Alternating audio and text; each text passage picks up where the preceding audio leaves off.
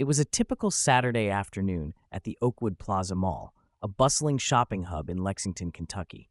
Families strolled along, kids tugged at their parents' hands, and the faint aroma of pretzels and cinnamon filled the air. For most, it was just another ordinary day, until someone extraordinary walked in. A man in a sharp black blazer and jeans stepped through the automatic doors near the food court. His face, unmistakably familiar, drew quick, curious glances. He wore sunglasses and, more notably, a bright red MAGA hat that clashed sharply against the polished atmosphere of the mall. Whispers spread like wildfire. "Is that Elon Musk?" A teenage boy standing by the fountain squinted, his phone already raised to snap a picture. "It can't be," his friend muttered, though he too had already started recording. "Why would he be here?" Within minutes, patrons began to cluster discreetly, their conversations punctuated by gasps and speculation. The man appeared unfazed, strolling past stores as if he had all the time in the world. He even stopped to inspect a display of drones at an electronics kiosk, his expression unreadable behind the reflective lenses. John Whitaker, the mall manager, was finishing up a routine briefing with his staff. Known for his no-nonsense demeanor and his commitment to maintaining the mall's family-friendly image, John was meticulous about enforcing the rules. One of those rules? No political displays of any kind, especially in a public space like this. A knock on the door interrupted his meeting. It was Nancy, one of the security supervisors. She looked more animated than usual. "John, you might want to come out here," she said, her voice laced with urgency. "We've got a bit of a situation." John frowned. "What kind of situation?" he asked, already rising from his chair. Nancy hesitated.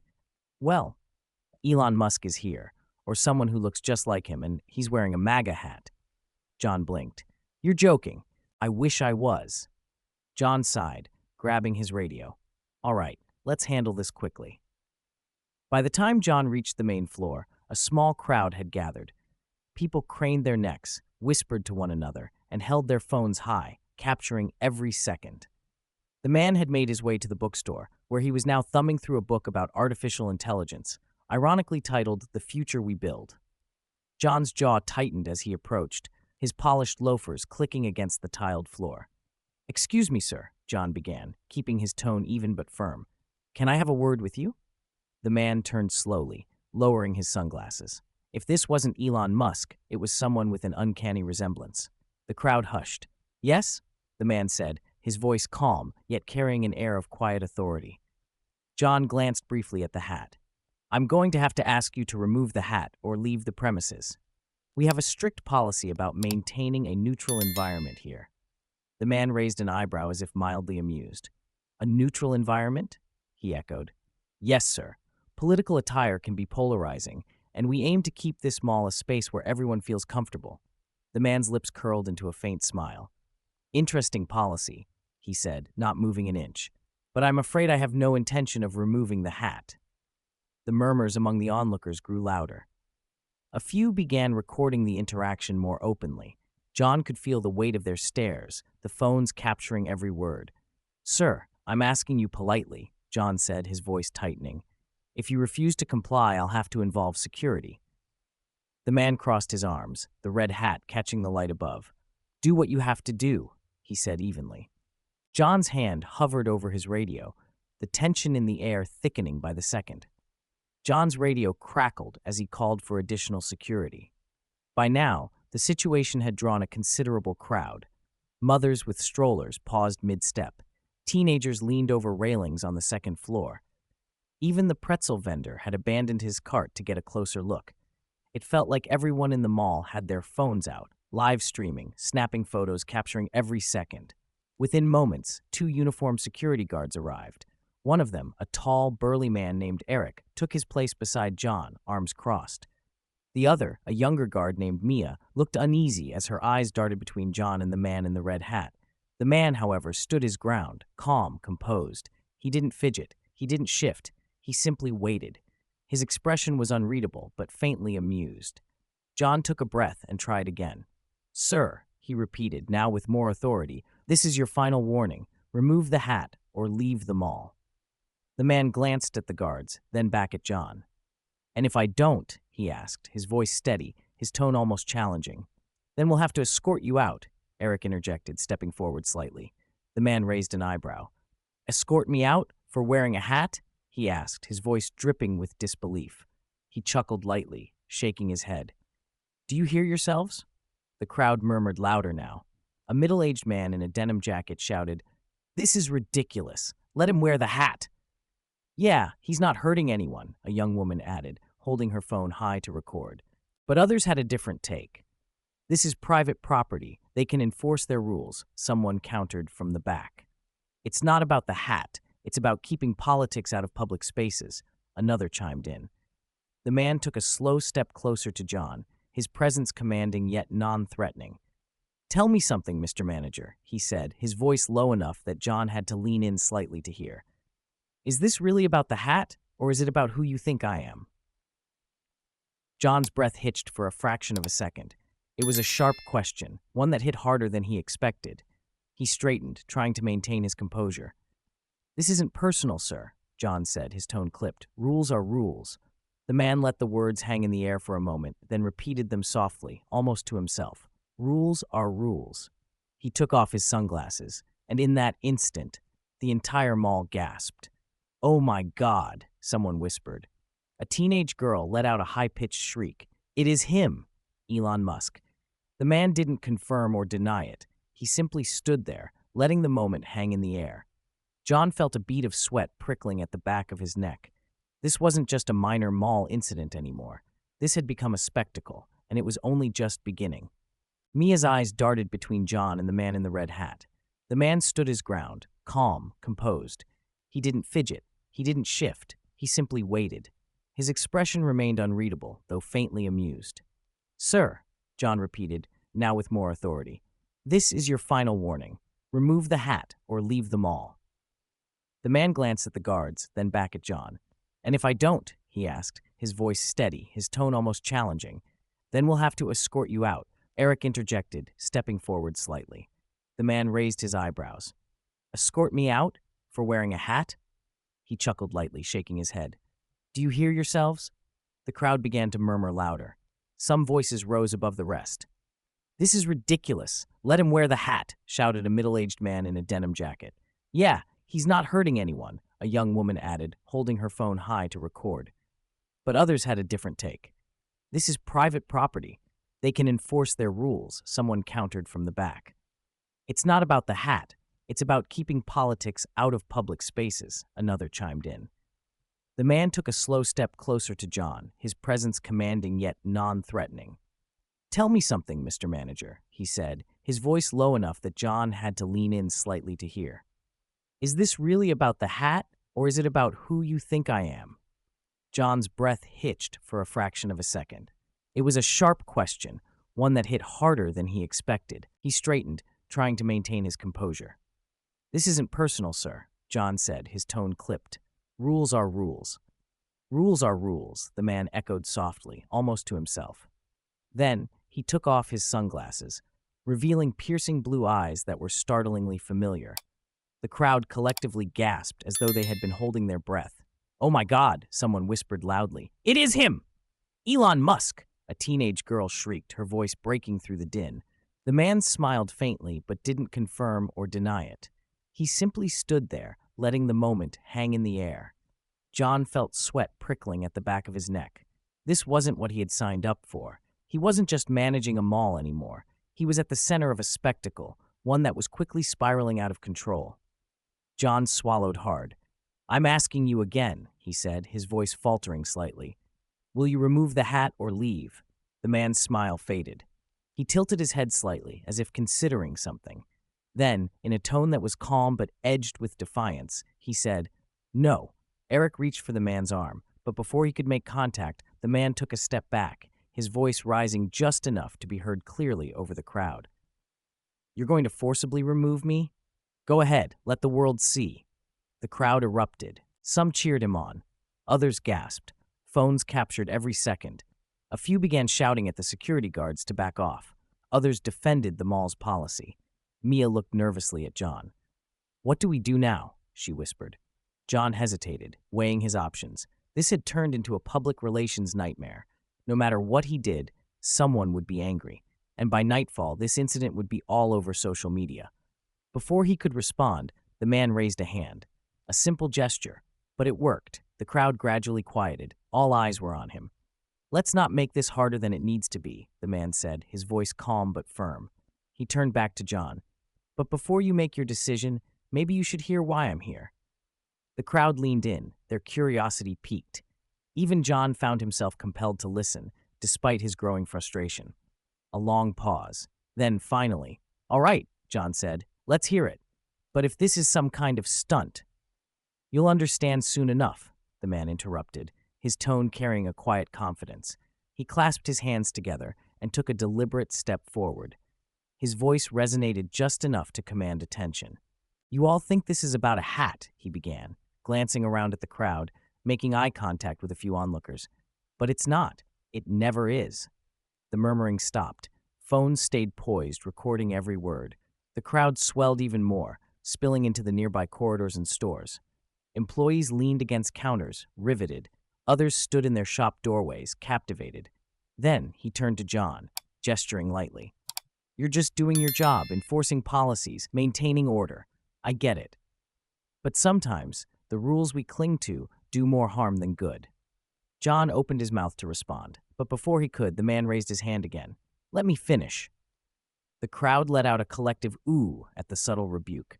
John bit back a retort and crossed his arms, motioning for the man to continue. The man took a deep breath, his eyes scanning the sea of faces. "Imagine this," he said. "You see someone walking down the street wearing something you disagree with. Maybe it's a hat, maybe it's a shirt, maybe it's just the way they look. You feel uncomfortable, so you decide they shouldn't be allowed in your space. You tell yourself it's about principles, about protecting others from discomfort. But really, it's about fear. Fear of what they represent, fear of what you don't understand." The words hung in the air, sharp, unyielding. Some people nodded subtly. Others shifted uncomfortably. The tension was palpable. Then, from the crowd, a voice. "But why the hat? Why here?" A young woman in a striped sweater, her phone still aimed squarely at him. The man smiled faintly, acknowledging the question. "Good question. I'll get to that. But first," he turned back to John. "Tell me something, Mr. Manager. What do you think people are really afraid of when they see this hat?" John hesitated, caught off guard. "It's not about fear," he said, choosing his words carefully. "It's about keeping this mall neutral. Like I said, politics don't belong here." The man raised an eyebrow. "Neutrality, huh? Interesting concept. But neutrality isn't silence, it's action. It's letting people coexist, even when it's uncomfortable." The crowd murmured again, the volume rising. A few people clapped softly, though most were still unsure where the man was going with his point. Nancy, the security supervisor, approached John quietly. "We're trending on Twitter," she whispered, holding up her phone.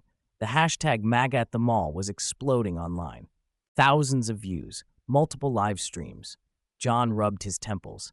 "This is getting out of hand," he muttered. "I can't just let this go." The man, seemingly reading John's frustration, stepped forward again. "Let me make one thing clear," he said, addressing the entire crowd. "I didn't come here to make a scene. I came here for a reason. And yes, this hat is part of that reason, but it's not the reason you think." The murmurs grew louder. Curiosity overtook skepticism. Even John found himself leaning in, against his better judgment. Nearby corridors and stores filled with curious onlookers. Some employees leaned against counters, riveted, while others stood in their shop doorways, captivated. The man turned to John, gesturing lightly. "You're just doing your job, enforcing policies, maintaining order. I get it, but sometimes the rules we cling to do more harm than good." John exhaled sharply, his patience wearing thin. "Look," he interrupted, his voice edged with frustration. "I don't know what point you're trying to make, but—" "Let me finish," the man said, raising a hand, calm but firm. The crowd let out a collective ooh at the subtle rebuke. John bit back a retort, crossing his arms as he motioned for the man to continue. The man took a deep breath, his eyes scanning the sea of faces. "Imagine this. You see someone walking down the street wearing something you disagree with. Maybe it's a hat, maybe it's a shirt, maybe it's just the way they look. You feel uncomfortable, so you decide they shouldn't be allowed in your space. You tell yourself it's about principles, about protecting others from discomfort. But really, It's about fear, fear of what they represent, fear of what you don't understand. The words hung in the air, sharp and unyielding. Some people nodded subtly, others shifted uncomfortably. The tension was palpable. Then a voice cut through the silence. But why the hat? Why here? A young woman in a striped sweater stood near the front, her phone still aimed squarely at the man. He smiled faintly, acknowledging the question. Good question. I'll get to that. Then he turned back to John. Tell me something, Mr. Manager. What do you think people are really afraid of when they see this hat? John hesitated, caught off guard. It's not about fear, he said carefully. It's about keeping this mall neutral. Like I said, politics don't belong here. The man raised an eyebrow. Neutrality, huh? Interesting concept. But neutrality isn't silence. It's action. It's letting people coexist, even when it's uncomfortable. The crowd murmured again, the volume rising. A few people clapped softly, though most were still unsure where he was going with his point. Meanwhile, social media erupted. Comments flooded the live streams. Opinions ranged from outrage to admiration. Nancy, the security supervisor, approached John quietly, holding up her phone. We're trending on Twitter, she whispered. The hashtag MAGA at the mall was exploding. Thousands of views, multiple live streams, millions of eyes watching. John rubbed his temples. This is getting out of hand, he muttered. I can't just let this go. The man, seemingly reading John's frustration, took another step forward. Let me make one thing clear, he said, addressing the entire crowd. I didn't come here to make a scene. I came here for a reason. And yes, this hat is part of that reason. But it's not the reason you think. The murmurs grew louder. Curiosity overtook skepticism. Even John found himself leaning in, against his better judgment. Why are you here? Someone shouted from the back. What's the big deal? The man smiled slightly, but his eyes betrayed a hint of something deeper, something heavier. I'll tell you, he said. But first, let me ask you this. What would you do if everything you thought you knew about someone changed in an instant? Would you listen, or would you shut them out just because of what they were wearing? The question lingered, pressing down on the crowd. A few people looked away, uncomfortable. Others leaned forward, eager for the answer. John opened his mouth to respond. But before he could, the man reached into his pocket and pulled out a folded piece of paper. He held it up, his expression solemn. This, he said, unfolding it slowly, is why I'm here. The crowd surged closer, trying to catch a glimpse. Phones zoomed in, capturing every detail of the crisp document in his hands. John's stomach tightened as he squinted at the paper, trying to make out the words. What is it? Someone shouted. The man's expression softened. His voice dropped slightly, forcing everyone to lean in. It's a letter, he said, from a young woman who works here. She wrote to me, asking for help, and that's exactly why I came. The crowd erupted into whispers. Their curiosity reached a fever pitch. A letter? From someone at the mall? The idea seemed almost absurd. People exchanged confused glances, but they held tight to their phones, eager to capture every second. Not wanting to miss a second, John stepped closer, his arms crossed defensively. A letter? What does that have to do with you or with this situation? The man fully unfolded the paper, glancing at it briefly before raising his eyes to the crowd. His tone softened, carrying the weight of sincerity. This letter is from a young woman named Kaylee, he said. She's 21, works at the food court, and dreams of going to college one day. A gasp rippled through the crowd. In the back, a girl in a green apron holding a tray of napkins froze. Her face turned pale as she recognized her name. Oh no, she whispered, her hands trembling. The man continued. She wrote to me because her mother's medical bills are crushing her family. She's been working 2 jobs just to help keep the lights on, and despite everything she's been through, she's still trying to save enough for community college. The energy in the crowd shifted. The tension of confrontation gave way to something deeper, empathy. Even John felt the knot in his stomach loosen, replaced by a flicker of unease. But what does this have to do with you? John asked, his voice quieter now. Why would she write to you? The man smiled faintly, his eyes locking onto John's. Because she believed I could help, he said simply. He lifted the letter again, gesturing toward the crowd. Kaylee didn't just send this to anyone. She sent it to me, Elon Musk. And for the record, yes, that's exactly who I am. The crowd erupted into chaos. Some people gasped audibly, others shouted in disbelief. Phones zoomed in, comparing his face to the man they had seen on countless news programs. "I told you it was him," a teenage boy exclaimed. "No way, this is insane," another muttered. Even John, usually unflappable, found himself reeling. He stared at the man, now undeniably Elon Musk, struggling to process what was happening. "Wait, what?" Musk chuckled softly, shaking his head. "You didn't believe me before, and I get it. This isn't exactly a typical day at the mall." He turned back to the crowd, his voice growing steadier. "Kaylee's letter moved me. She didn't ask for money, by the way.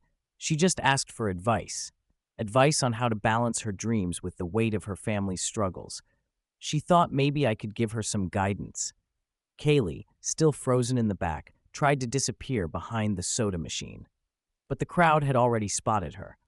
Several people turned toward her, pointing and whispering. Her face burned with embarrassment. "Kaylee," Musk called gently, his eyes scanning the crowd until they landed on her. "You don't have to hide. Come here." She hesitated, her heart pounding. Her coworkers nudged her forward, whispering encouragement. Finally, with shaking hands, she stepped into the clearing, her green apron still tied around her waist. The crowd parted to let her through. Musk smiled warmly, handing her the letter. "You were brave to write this," he said. "And you were right. I want to help."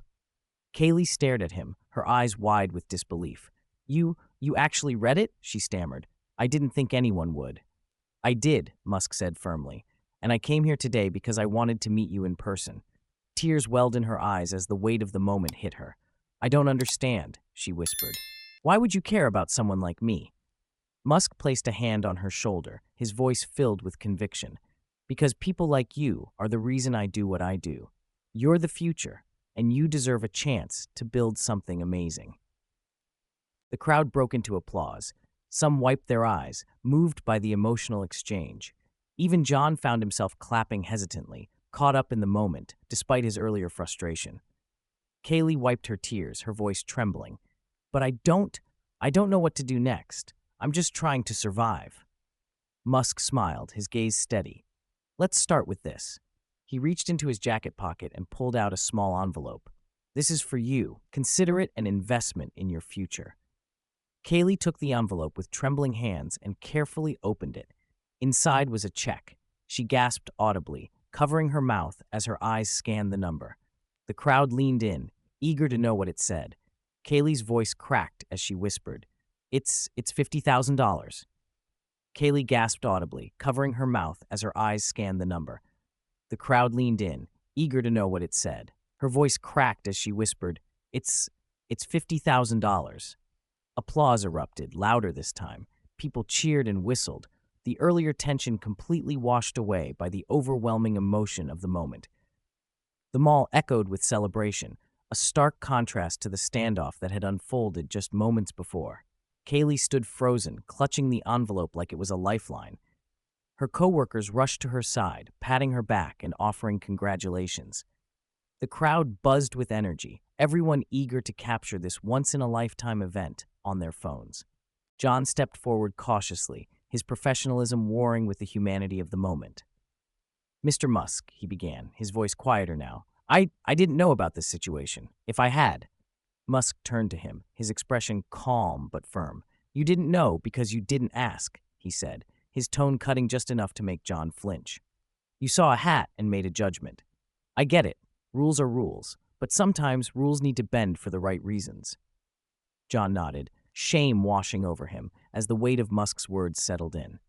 "You're right," he admitted. "I was too focused on enforcing policy to see the bigger picture. I'm sorry." Musk's face softened, and he gave a small nod. "Apology accepted. Just remember, people are more than what they wear or the opinions they hold.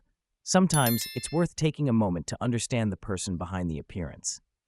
The crowd murmured in agreement, a few people nodding thoughtfully. Musk turned back to Kaylee, his smile returning. "This is just the beginning," he said. "Use this opportunity to chase your dreams, and when you're in a position to help someone else, pay it forward."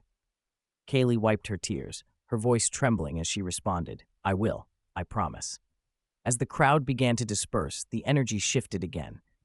The event had been recorded, shared, and discussed in real time, making waves across social media. News outlets quickly picked up the story, framing it as an unexpected act of kindness from one of the world's most recognizable figures. Back in his office, John scrolled through Twitter, his face pale as he read the comments. Most praised Musk for his generosity and Kaylee for her courage, but a fair share criticized John's actions, accusing him of overreach and bias.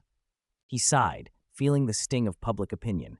Yet, amid the negativity, one comment stood out. Sometimes we all need to be reminded to see the humanity in each other. Lessons learned today. Let's do better. That night, Kaylee sat at her kitchen table, the check still in her hands. Her mother, frail but smiling, reached over and squeezed her daughter's hand. "You've always been a fighter," she said, "and now you've got the chance to do something incredible." Kaylee nodded, determination growing inside her. She didn't know exactly what the future held, but for the first time in a long while she felt hope. Real, tangible hope. Meanwhile, Elon Musk's departure from the mall was as understated as his entrance. He declined interviews, waved politely to fans, and slipped away without fanfare. But his actions left a lasting impact, not just on Kaylee, but on everyone who witnessed the day's events. The next morning, Oakwood Plaza's management issued a statement apologizing for the incident and promising to review their policies to ensure a more inclusive environment. John himself drafted the statement, vowing to approach his role with more compassion and understanding moving forward.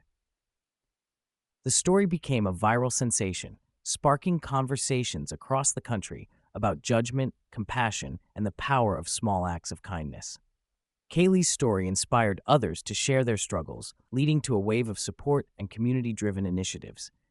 In the end, what began as a confrontation over a hat transformed into something far greater, a reminder of the humanity that connects us all, even in the most unexpected places.